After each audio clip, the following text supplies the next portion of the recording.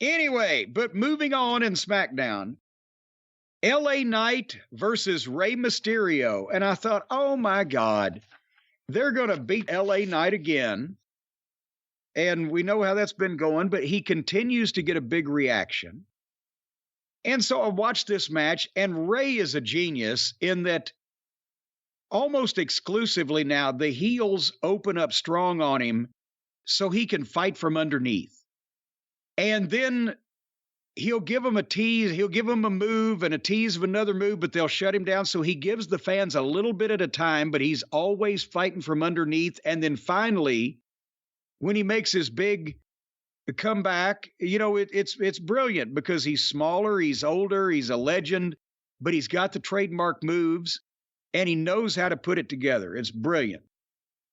And he's still got new shit, like the baseball slide splash out on the floor, which is, I guess, technically safer and less wear and tear on your body than a fucking dive. But since nobody else does it, it looked great, whereas everybody's doing these dives. But anyway, a good match. Both guys are pros. Everything was right there in place. LA Knight, like I said, was in control most of the match, but Rey would have hope spots and fire up and then made the final big comeback. Beautiful high cross body. They got a "This is awesome" chant lightly from the crowd. And they went back and forth with a couple of 2 counts. And then Rey goes for the 619. LA Knight foils it by grabbing him. And they jockey back and forth, and LA Knight traps him and gives him his finish. Boom, 1, 2, 3. And I was like, wow. LA Knight has gone from not being able to beat Howie the mailroom guy to just beating Rey Mysterio with his finish 1, 2, 3. So maybe somebody has realized something. This is one of those cases. The fans are reacting to someone who just happens to be really, really good at what he's doing. I just saw a clip because I never watch Impact or TNA or anything because it's, awful.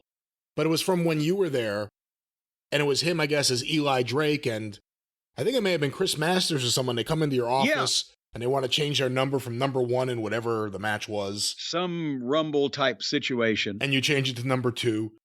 He was great in that. I'm watching it. He's got, like, those fucking eyes. Like, what do you mean you don't have Mountain Dew? Like, he's got those fucking... Like, he bugs out, and you believe that he's this tweaked-out wrestler. He's great. I'm such a fan of LA Knight. He's the highlight of that show that isn't the Bloodline. And that's, he's got the movements, and he's got the facials, and he's animated, and he can talk. He's got a line of bullshit.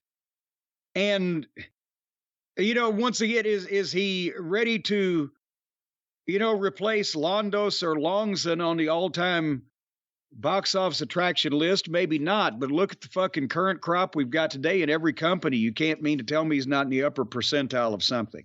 And if you have fan reactions like that, you have to ride that wave, don't you? You got to surf it. You got to surf. Well, you ought to know that Hawaiian, Brian. You know the surfer lingo. I said ride that wave, and then you got to surf it. Yeah.